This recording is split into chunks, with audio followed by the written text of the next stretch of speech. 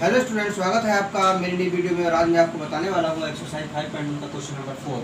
Question number 4 है, निम्नलिखित में से कौन से एपी में है और यदि कोई एपी है तो इसका सार्वत्रिक ज्ञात कीजिए और इनके तीन अगले यानी आगे के और पद भी लिखिए। तो इसका फर्स्ट पार्ट है 2, 4, 8, 16 up to and so on. इस तरह से एक हमको ये एपी दी हुई है। हमें बताना है कि ये एपी जो है वो ये जो नंबर्स दिए हुए हैं वो एपी में है या नहीं है।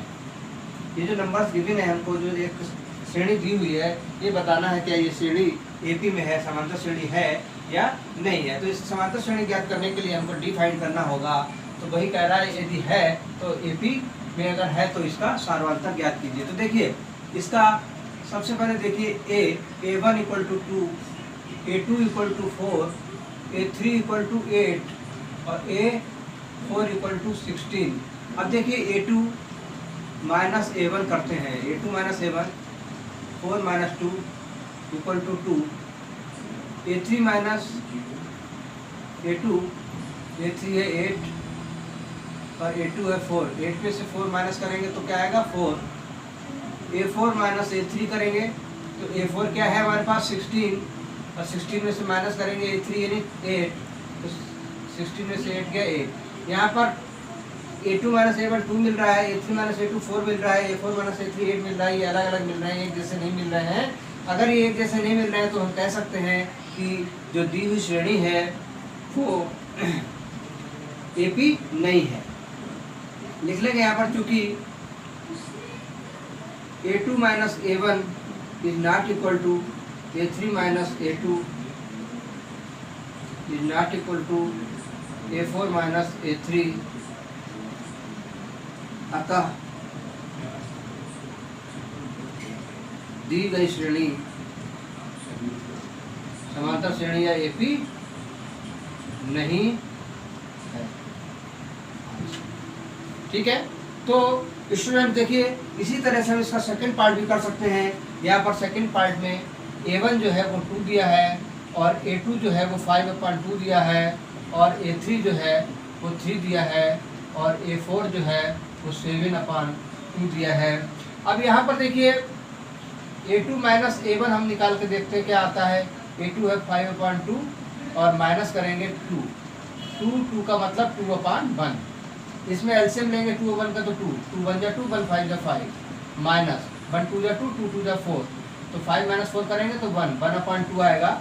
इसी तरह से जब हम A3 माइनस A2 करेंगे तो क्या आएगा, A3 है 3 माइनस A2 है 5/2, तो 3 को हम 3/1 लिख सकते हैं। तो यहाँ पर 1 और 2 का जब एलसीएम लेंगे तो 2 1 2 जा 2 और 2 3 जा 6 माइनस 2 1 जा 2 और 1 5 जा 5, 6 में से 5 गया 1/2। ऐसे ही A4 माइनस हम A3 करेंगे, A4 हमारे पास 7/2 है माइनस A3 करेंगे तो A3 3 है, तो 3 को हम 3/1 लिख सकते हैं। इसी तरह से यहाँ पर 2 1 का एलसीएम 2 आएगा, 2 1 जा 2 और 1 7 जा 7 माइनस 1 2 जा 2 और 2 3 जा 6, तो 7 में से 6 गया 1/2। चूँकि यहाँ पर देखिए A2 माइनस A1 इक्वल है A3 माइनस A2 इक्वल है A4 माइनस A3, क्योंकि ये सब 1/2 ही आ रहे हैं तो इसलिए इक्वल है। अतः हम कह सकते हैं कि दी गई श्रेणी समांतर श्रेणी है या एपी है। अब क्वेश्चन में दिया है कि अगर एपी है तो उसका सार्वत्रिक ज्ञात कीजिए। अतः सार्वत्रिक डी जो होगा वो A2 माइनस A1 होगा और वो निकल के आ हाफ। चाहे A2 माइनस A1 कहें, चाहे A3 माइनस A2 कहें, चाहे A4 माइनस A3 कहें, हाफ वही सार्वत्रिक होगा। अब इसके आगे जब AP में है तो हम इसके 3 और पद फाइंड करेंगे, क्योंकि इसमें कहा गया है। तो 3 पद और ले लीजिए। 3 पद और का मतलब हमें यहाँ पर A1 दिया था, A2 दिया था, A3 दिया था, A4 दिया था। अब हम A5 क्या होगा, A4 प्लस D। A4 क्या है, A4 7/2 है, इसमें प्लस कर देंगे D यानी 1/2।